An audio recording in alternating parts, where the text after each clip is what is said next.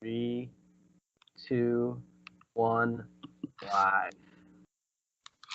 What's going on, everybody? Welcome to another day, another dollar, another episode of Hebe Radio. We're back for season 2 right now. Super excited. My name is Buzz Jeremy. On the other side, we got Tinman, Christian. Tinman Christian. Right, we're really hyped up for another season. So hyped. Got another season of fantasy baseball to talk about. Another spring of BSing around and talking about the sports that we love and kind of hate. So, And hate. You gotta hate it a little bit. Now that gambling is legal in New Jersey, it's really easy to hate on a lot of the sports that I used to love because of how much money I'm losing. But you also love them so much more now. Because now you Love have a reason to care about them. Now I have a reason to watch the Giants, you know? Well, now you have a reason to watch, like, horse racing or golf. Yeah, I'll be back at the finish line, Sports Bar and Grill, watching horse racing. Yeah. So we just want to do a quick little recap of what's gone on since we last talked. I think we'll start off with the biggest one. Yeah. Which one's that? June 7th, 2018. The Washington Capitals hoisted the Stanley Cup for the first time in franchise history. Are you crying over there? I'm crying. Yeah. I'm crying. I'm tearing up just thinking of it. Yeah. Painful. Won it in Las Vegas, beating the Vegas Golden Knights 4-1. What are your thoughts on that, Christian? I thought, well, I guess we could run through the whole playoffs because I didn't think the Caps had a shot against the Penguins. I sold out. I thought. Why don't we go back a little earlier? Against who? The Blue Jackets. The Caps were down 2-0. They lost both games at home. Oh, were they? I didn't even know they played the Blue Jackets in the playoffs. And they went to Columbus. Game 3 went to overtime. Yeah. And if the Caps lost that, they'd be down in a 3-0 hole away. Hard to imagine them coming back. Backstrom scored the overtime goal. They came back to win that series. Yeah, that's pretty big. Clearly that ignited the fire that ended up becoming the Stanley Cup champions. But come on, there's no way you thought they were going to beat the Penguins. No, not at all. But when I sat there and watched Kuznetsov's breakaway goal go right through Murray's 5-hole, I knew something was different. First of all, I didn't imagine that happening like that, but His what hole? His 5-hole. Oh, never mind. I thought you meant something else. Yeah, that was wild. I think just about everybody that I know knows you was happy for you.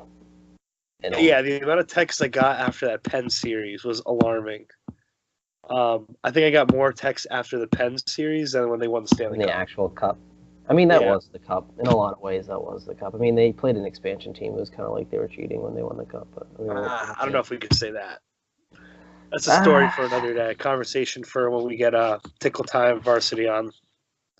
You don't think it was like kind of cheap that they won it against an expansion team? No, I don't think it was cheap at all. I mean, I really think you seem puzzled by this question. No, I think that the expansion team was solid. The expansion rules are very different than they were any time in the past. And no, that's fair. That's definitely that team was very good. That team was not a group of AHL players and fourth liners. That team was a bunch of second and third liners. It's very true. I feel like the NHL expansion draft was like it was more unfair to the other teams that existed. Definitely. Because they got to handpick like pretty much mostly above average players. Like you don't see the Coyotes doing that.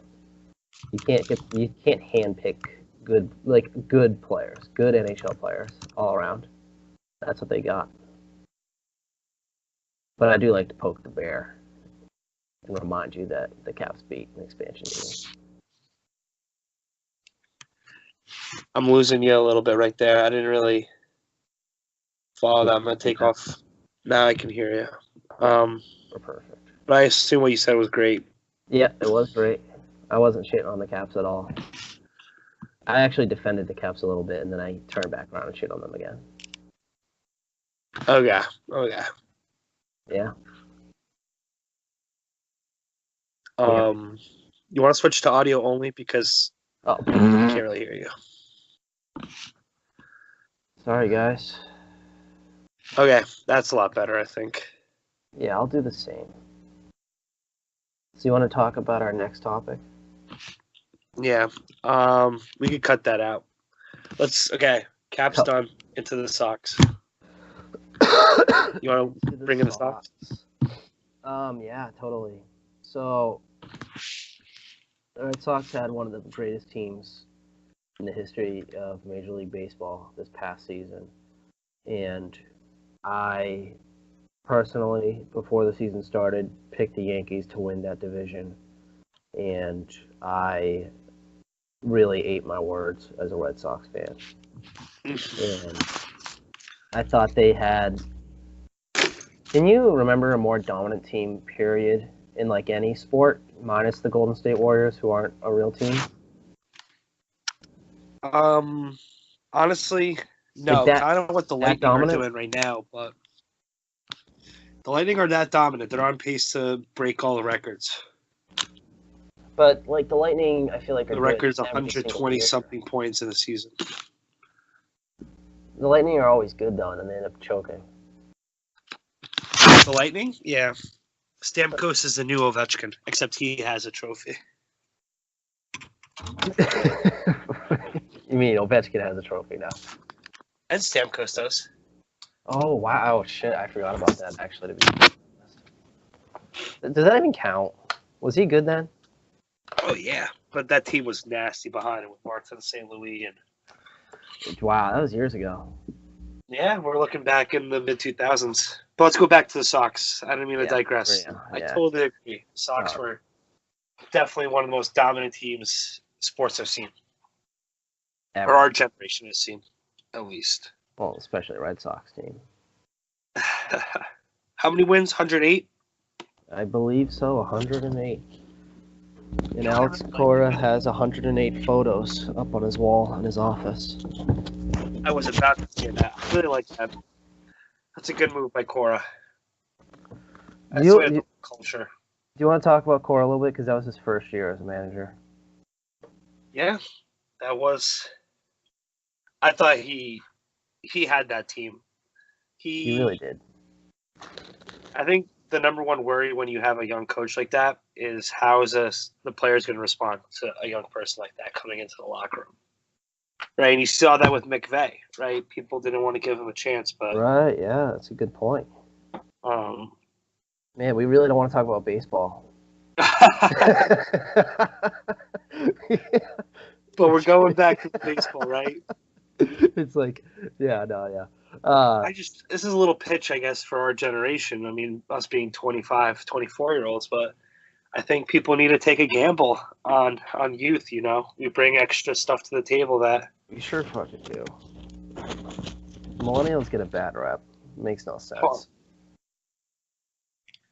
But back to the Sox. I don't think Cora's a millennial, though, so I guess that's not a great comparison. How old is he? I'm going to look it up. I think he's probably in his 40s. This is where we need our intern. We're looking for an intern. Yeah. Well, this is at the point where we point to the producer and go, hey, can you look up how old Alex Cora is? Yeah, 43 years old. I remember him playing when I was a kid. I remember he played for the Red Sox at one point. Mm-hmm. When I was a kid, I mean like 8 years ago. But yeah, Bob. I don't think he was very good as a player either. Yeah. I mean, he was good, but he was good enough to stay in the league for a long time. But it's the battle. He was no like Mookie Betts by any stretch of the imagination. But if we go to that postseason run really quick, I mean, they did play in the wild card, and they played in the ALDS against the Yankees. Yep. That was pretty wild. That second game where they went off, or I guess it was the third game, their second win, where they went off on like 13 runs. Yeah. That's when I knew something was good, because I feel like the Sox never produced the bats Right? They'll have a good pitching game from Sale. Yeah. They will never get those bats behind him. And I guess a fear I had was that they use up all their bats in that one game. Right. But they didn't. I mean, they made it through. They played until the end. Well, I agree with you. When they beat the Yankees, I felt good about them. But I really didn't think they were going to beat the Astros. Mm-hmm. That's the biggest hurdle. I don't know. Like, I to this day, and I got to bring it up because it was kind of a turning point. I don't remember what game it was, but when Mookie Betts, when there was that fan interference on that play, that could have been, looked like a home run. On that, do you remember this? I wish we had an intern so we could refer. But you know what I'm talking about. Which series are we talking about? The Yankees or the Astros? The Astros series. Okay. And it was a ball that was going to be a home run. Mookie Betts had a good play on it, but like it was a home run, and a fan interfered with Mookie, so the play was called out. Dude, it was like yes, I remember. I remember. It was like a inflection point of the series. Mm-hmm. And the Sox. I mean, that's what you need to get through a postseason, right? You need to get a little lucky. Puck luck. Puck luck. That's what they call it. That's what the Caps call cheating. But yeah, once that happened, I was like, yeah, something's on the Sox side. And honestly, once they beat the Astros, I don't know. I wasn't that scared of the Dodgers. Oh, yeah. Were you scared of the Dodgers? No, not really at all. That's when I put down, I think I put down about $25 the second I knew it was the Dodgers, Sox. And the Sox were not favored. The Sox were the dogs, actually. Were they really in that series? Yeah. That's really weird. Mm-hmm. Like in hindsight, that's a strange thought. Mm-hmm. When I put that bet down, I can't remember exactly what they were, but I put down 25 to win 40. So not a crazy bet, but hey, income. No, I mean, income. Yeah, now you got to make sure you get that on your taxes. Yeah. Speaking of taxes, this episode's brought to you by... we can't do that. So yeah, Sox champs, big year in Boston. So I guess this is a good way to segue into... It's only been, 3-4 months since a Boston sports team has been in a championship. And the Patriots are meeting the Rams in the Super Bowl. Tom Brady and Belichick are in their third straight Super Bowl. Yes, ever since Deflategate. Yep, ever since. Ever since Deflategate, they've made it the Super Bowl. Are you saying that like they're still cheating, or ever since? No. I'm just saying that. Oh, you're saying like it's a vengeance tour. You know, they're proving the haters wrong. They're playing out of their minds right now. What? So, I feel like the Red Sox and the Patriots, the two teams that have made the championship most recently, are kind of similar in a way, although the Pats weren't dominant this year. For some reason, I was down on them all year. Like, I just didn't have much faith in them getting through. You know what I mean? Yeah, and now you're at the Super Bowl, and what are you thinking? Well, I'm thinking they're against Los Angeles, just like the Red Sox were. I mean, it's hard to pick against Boston right now. It really is. Like, that city's on fire. I don't know, man. Not that I'm a diehard Boston sports fan, and I am, but it's just hard to imagine Jared Goff and a hurt Todd Gurley beating. Yeah. So, do you think he's hurt? What do you think? Vegas sure thinks so. I think Vegas thinks he's hurt. I mean, he wasn't even Vegas playing. knows. He wasn't playing in the NFC Championship game. Yeah, but if you keep looking at that spread keeps getting larger and larger, which means Vegas knows. So more hurt? Yeah, Vegas knows that there's something wrong with him. It was not a hot hand play. There's something wrong with Gurley. That's sketch. Because last time I checked, that spread was at 3.5, and the spread was at 0.5 when the team were set. How do they know that?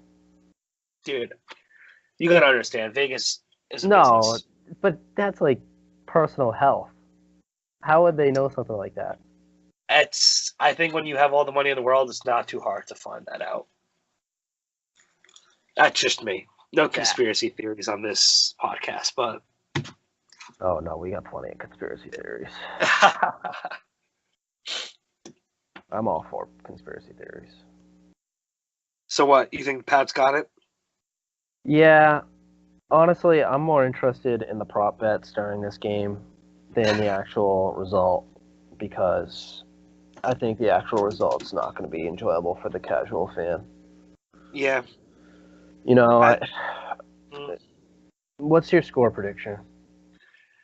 I don't think I've really sat down and put a score together, but I don't see it breaking the record, 75 points.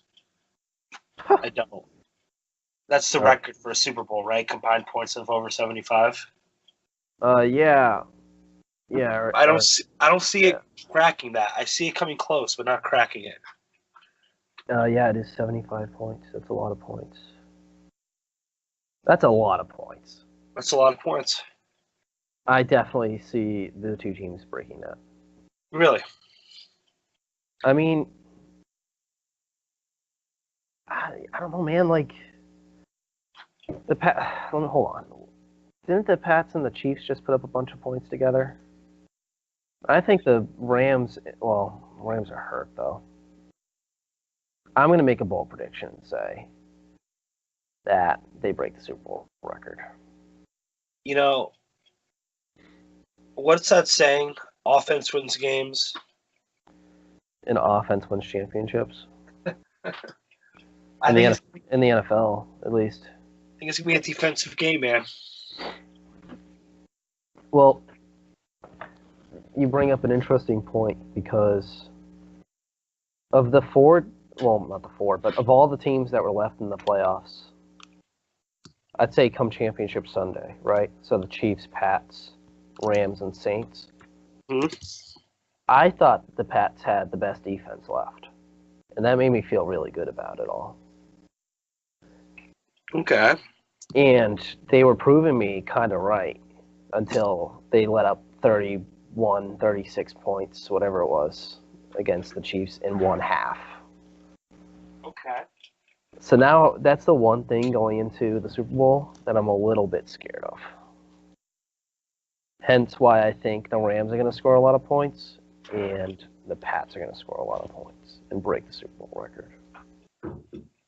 Did you put a bet on breaking the Super Bowl record? I sure did. I put $20 on it. Well, that's a lot of money. That's at least 5 hours of work for me. But that's at least a trip to McDonald's. Yeah, just about. Or Wendy's. Wendy's a little more expensive. Or it can be. Yeah, hold on. Where is it? Where's Jeff's? Did Jeff place it? Yeah. While Christian looks that up, I'm going to just do a quick little pitch. Be sure to follow us on Twitter. Our Twitter handle is at Hebe Radio. That's Hebe Radio. Yeah. We have 27 followers. We're looking to get that as high as we can. You can contact us. You can message us, shoot questions for the following week. We're more than happy to interact with you. We want to interact with you. And you can follow us individually at Buzz_Zach and at C Tinnery. Tinory. Not an E. But anyways. Did you find those prop bets? I did. So that bet that I made, I had it and I lost it. Super Bowl record. All right. So a bet of $20 will cash me out with $100 in winnings. There you go. So I feel like that's a good value play, right? As Jeff would say. Yeah, I would say that's like a 4 for 4 from Wendy's, you know. Also, I don't know if Marston's going to listen to this, but I'm a little confused with the coin flip bet because if he loses that, he's going to be underwater. Yeah. And if for people that don't have any idea what we're talking about, to sum it up, we're talking about prop bets on the Super Bowl, and brother Jeff is very kind to help us out with some free roll. So thanks, Jeff. Yeah. You're the man. I'm sure we could spend a whole episode just talking about the prop bets we put down. I'm not sure if you want to go down that road, but I can't wait. We'll post our prop bets. How about that on our Twitter page? You can follow us on Twitter at Hebe Radio. That's HEBE Radio. We'll post those prop bets up there. Buzz just doesn't want to talk about his horrible picks. I think I got some good picks. I think I'm going to be walking away like a bandit. No, we'll see. I'm going to be running like a bandit to Wendy's for 4 for 4s. As you can tell, Wendy's is a sponsor of ours. Get their 4 for 4 while it's hot. I don't know if we're allowed to do that in case like people hate us, and then people won't want to go to Wendy's. I think there's only a few people who hate us, and they don't eat at Wendy's. They're vegans. You're right. So the last champion we need to talk about before we get into our next 2 segments is Christian is the winner of the Kochi Fighting Dogs Advanced Baseball League. Way to go, Christian. Thanks. Who did you beat in the final again? Alex? I beat James Beaton. Oh, you beat Jimmy. Yes. Yeah. You can tell where my head's been since baseball season eliminated me. I don't blame anybody for deleting the baseball app after the grind once they lose. Guess what? We're back. We're back. We are back, just about. We're a month away from draft. We are a month away from the draft, which, by the way, will be held at Rooftop 34 in Glastonbury, Connecticut. On what day, Jeremy? On March 2nd, Saturday. Yeah, so there's going to be keggers and kielbasa. Keggers and kielbasa. Jeremy, you're going to bring the kielbasa, right? I'm bringing the kielbasa. Mike's going to have 2. Mike's going to have 2 kielbasa? Mm-hmm. Isn't Mike a vegetarian? Yeah. Or no, he's a pescatarian or Episcopalian or something. What is it again? Yeah, he only eats expensive fish.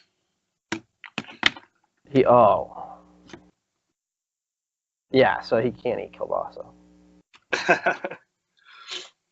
So are you gonna force feed him? I got some tricks up my sleeve. Oh, God. Okay, what were you saying? You know what they say, a good magician never reveals his tricks. Yeah. I hope you don't reveal anything. I'm sure that the majority of our listeners are members of Kochi Fighting Dogs. We're excited for another season. Yeah. Despite previous statements, I will be returning to the league under the condition that Mike is the full-time scribe of the league, which he has gladly taken over and has been doing a really good job with it. So, actually, the new appointed council has not decided who the scribe is yet. Yeah, that's the other thing is the new appointed council is kind of BS. So, if you guys want to be a part of the new appointed council, you should contact me. Okay. 30 Rag Zacks. Before we lose our entire audience that may exist outside of the realm of Kochi Fighting Dogs, the Kochi Fighting Dogs, as I think Jeremy explained, is a fantasy baseball league. Did you explain that? Kind of. Yeah, so it's a fantasy baseball league of 10 dudes. And Jeremy, to make a long story short, Jeremy used to be in a council with myself and the commissioner of the league, Corey John Hedges. And that council was a secret council.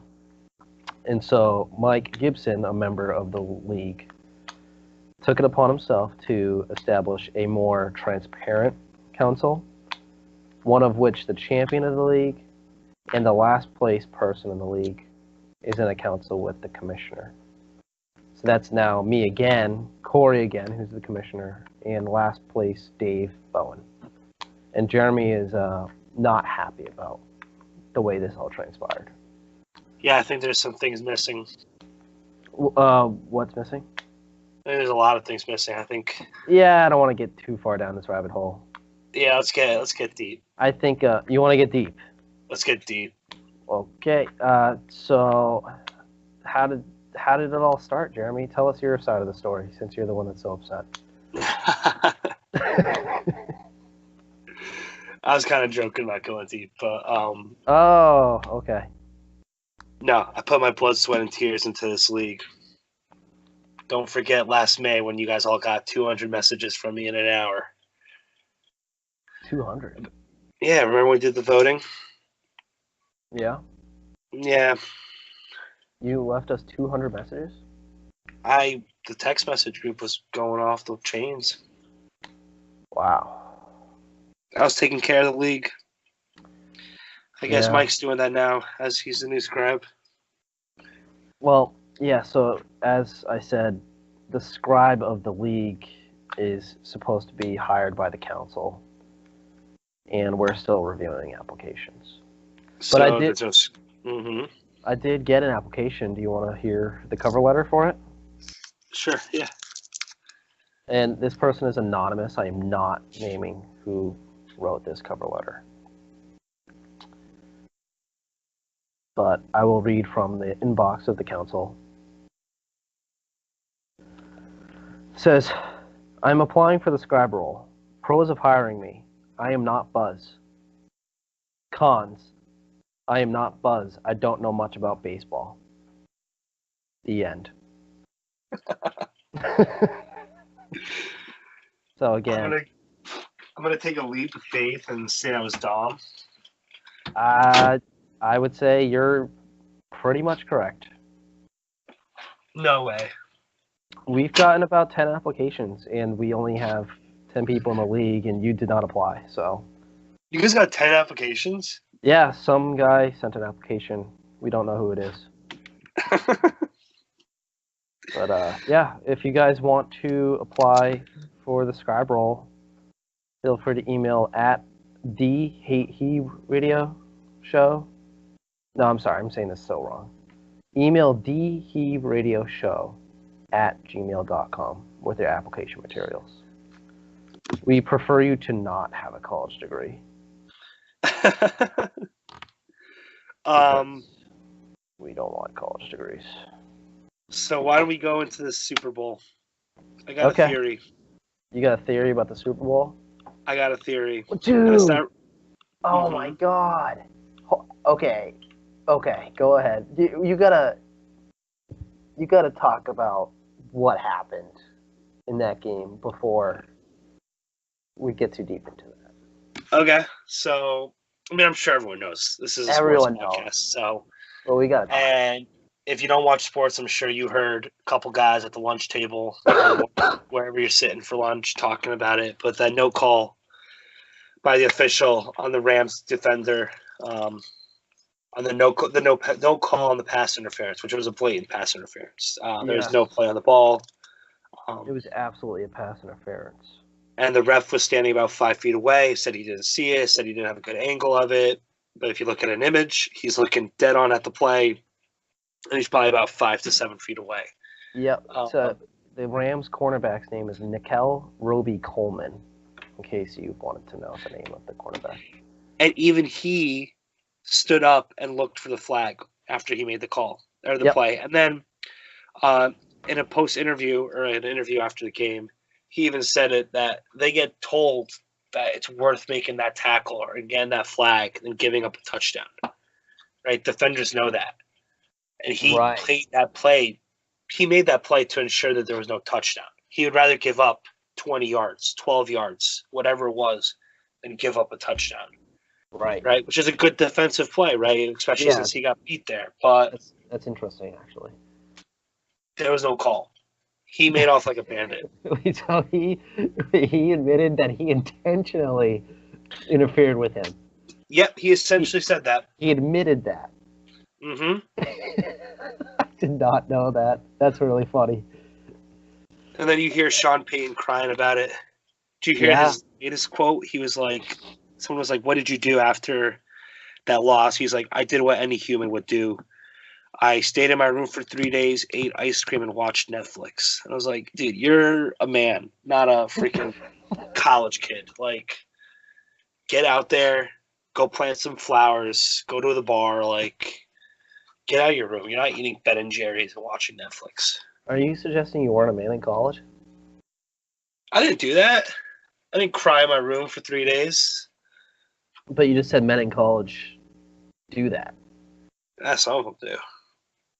I did. But So, yeah, I agree. The Saints could not be handling this worse. I mean, they look like a bunch of assholes. I get that it was a robbery, but like, I don't know if any NFL team would react this poorly to this. Like, do they not have any sort of leadership in that locker room? I guess not. I gotta take that back a little bit. Drew Brees had a pretty classy statement about the thing, talking about how he said something to the effect of how I'm not gonna let something like this get me down. I'm always gonna keep my head up. He's like, when we overcome adversity like this, that's when you find out who you really are. He said something to that effect. Wow. So, I gotta say, Meanwhile, of all the Sean Payton. Oh, sorry. No. I don't know, man. I agree. Breeze is a class act, but Peyton today, or I guess it was Monday, but he wore the Barstool Sports Goodell's a Clown undershirt. Yeah. I don't know if you saw that. Did you see that? I did see that. But El Prez is going to come out with a black and gold one now, so. Oh, wow. Good for him. So, there you have it. That's the prelude to the Super Bowl, right? The Patriots are playing the winner of that game, which is the Rams, off that no call.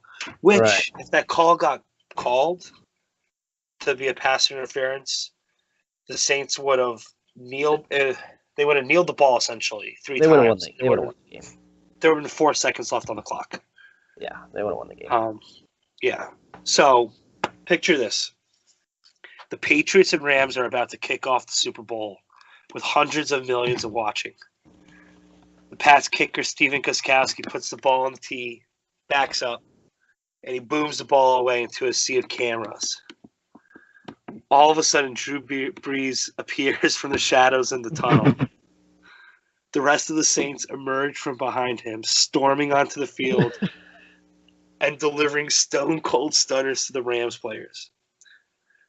Michael Thomas and Cam Jordan drop kick and RKO every referee, while Alvin Kamara is crotch chopping everyone left as the DX theme song starts. A spotlight finds Sean Payton, who is making his way to the commissioner's private box. He rips open the door as a crowd of 70,000 in Atlanta gasp, and he throws Roger Goodell through a table, pinning him for a 3 count as Jim Ross goes wild. The Saints are now playing the Patriots in the Super Bowl 53. Late in the fourth quarter, New Orleans stuns New England with a fake punt. With less than 2 minutes left in regulation, Drew Brees drives the Saints offense down the field with pinpoint precision. Brees fakes a handoff to Mark Ingram, turns, and throws a bullet touchdown pass as time expires. Patriots win 31-17. I found that on the internet, and I had to read that. That is the ultimate theory of what's going to happen. If that happens... the whole time I thought the Saints are going to beat the Pats. Look, they're so fired up like that coming into the game. Think about it. Gronk's probably having surgery. Garbage time touchdown at the end of the game. Yeah, they're real fired up. You got to imagine, like, Gronk's probably having surgery done right before the game. Yep. Brady's probably doing meditation, drinking, like, some kale smoothie. Edelman's probably, like, putting beard lotion on his beard. And here the Saints are freaking getting jacked up. Just killing the Rams, like, actually taking them out. Like, taking them out. Like, imagine the endorphins flowing through them. So, with Goodell essentially out of the picture, who would be presenting the trophy to the Pats in that situation? Wes Welker. Why? Where did you come up with that? I think Wes Welker comes out of nowhere and goes, boom. Boom, here you go, guys. Or Congratulations. Matt Ryan. Matt Patricia. Yeah, bring him from Detroit. Man. Wow. Well, I definitely think that's more likely to happen than the Rams winning the game. So. I think so, too. Yeah, wow, what a theory. Steve Austin's. What? Couple Stone Cold Stunners. Stone Cold Stunners. I love it. So why don't we go into our final topic? Yeah. Boo's bag himself. Yeah, so I feel like I gotta explain this a little bit to our audience. So we all know LeBron James, and you know what sort of athlete he is. Some people think he's good. I don't. I think he's incredibly overrated as an athlete, especially a person in general. But Barstool Sports tweeted a video on January 29th of what appears to be LeBron James. And I'll post the link to the video on the show notes, whatever you want to call it. But it's a video of LeBron James clearly looking around him, trying to see if anybody's looking at what he's about to do. And he takes a canteen, which is clearly filled with an alcoholic beverage, and clearly seems to be struggling to put it down initially. Like, it looks like he's feeling a little bit of a burn on his tongue. Do you agree there, Jeremy? You saw the video, right? Yeah, I mean, it's definitely not Powerade. It's definitely not Powerade. It's definitely not water. Like, he's putting something down. And I don't know. I see this man as someone that children look up to. I see this man as someone who beat the Celtics way too many times in the playoffs. And I just don't think he should be the face of an entire basketball league the way that he is if he's going to be drinking alcohol in public on national television the way that he did that night. Do you agree with me on this? I'm just a little disturbed with his actions the other night. I agree. I mean, whether he wants to or not, he is a public icon. People are looking at him. People are tuning into games to watch him. People are coming to stadiums to watch him. Right? And sure, he's nursing this groin injury, but you got to hold yourself to a certain level. No, yeah. Especially at that age as well. You're not a 22-year-old, 21-year-old fresh into the league. Right? No. You're an established player. You've been here forever. No, I agree. Especially at that age too. Like, I mean, I'm sure a little vino helps with the groin injury, but it's just like doing it in public that way. It's childish. It's childish. You know, like you're way too old for that, man. You gotta. That's something I would do in college, like at a baseball game that I'm watching. You know. Or something stupid like that, you know, like I'm out in the outfield. Although I never actually did this, but I'm saying in theory I would have done something like that. I mean, if you think of human development, and I'm going to get a little scientific on you right here, but please get scientific. The way that we develop as we age, you reach a certain point, and he's at that point where it's less selfish and more altruistic thoughts, right? Altruistic being that you look out for others, right? He should be trying to give back to the community, and he tries doing that with that I Promise school. But if you can't even control yourself for a 2-hour basketball game, right? Is there a problem? Is there an underlying problem? Can you not handle the pressure? You're hearing it here first on Hebe Radio. LeBron James can handle the pressure. I actually think Portnoy wrote an article about this entire topic. Never mind. You didn't hear it here first. Yesterday. So, no, you did not hear it first. But, yeah, no, I mean, the man clearly needs help. So, that's all we got in the topic. So, yeah, guys, just be aware LeBron James is in a very dark place. And hopefully he gets it figured out soon. Maybe Anthony Davis will help clear his head. Yeah, I think he's sitting out waiting for Anthony Davis to be on the team. Him and Kyrie. I think Anthony Davis will come to the Lakers, though. I can see that. He probably will get traded to them. Did you see that Kyrie admitted that he wants to play for LeBron again? I saw how he apologized. But, like, dude, what the hell? That's maturity out of Kyrie right there. That's him developing into a leader. Kind of like I just said, you learn, right? As you get older, you learn. You think that's learning? He wants to leave the Celtics and play for the Lakers. He never said that. No, that's literally what he said. Read the quote. Come on. I don't have the quote. I'm just assuming that's what Kyrie wants. But anyways, enough hoop talk.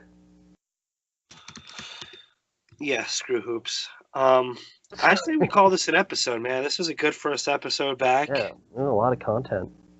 I think we're going to dive really deep into the baseball next week. So, if Matt Whitford, if you're listening still, thanks for listening to the radio. We'll talk about the Pats winning first, and then we'll get into baseball. Maybe we'll get some guests on, maybe? Yeah, maybe we'll find someone. I'm down to have Matt on. No Matt. Okay. No Matt. No Matt. All right. Thank you, everyone, for listening. We're signing off. All right. See you later.